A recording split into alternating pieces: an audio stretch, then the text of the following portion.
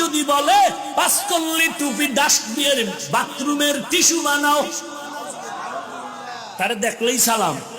সব বেটা দেখলেই ফিদা, দেখলেই ফিদা, দেখলেই ফিদা।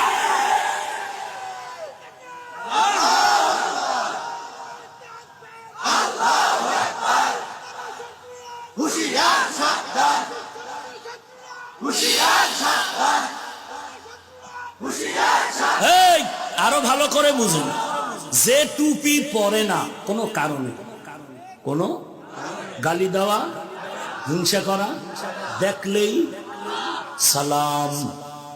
কেউ যদি আমার নবীর আদর্শের টুপিকে হিংসা করে বলে টুপির দরকার নাই, দেখলেই দেখলেই ফিদা, দেখলেই। একজনে দাঁড়িয়ে রাখতে পারে না, গালি দেওয়া যাবে না, হিংসা করা যাবে না, দেখলেই দেখলেই। কিন্তু কেউ যদি বলে দাড়ি রাখার দরকার নাই, দেখলেই ফিদা, দেখলেই ফিদা, দেখলেই। কারণ আমার নবীর সাথে বেয়াদবি করলে তার জন্য ফাইনাল ফতোয়া, তারে দুনিয়া থেকে বিদায়। এটা ইসলামের ফতোয়া, কথা বুঝেননি?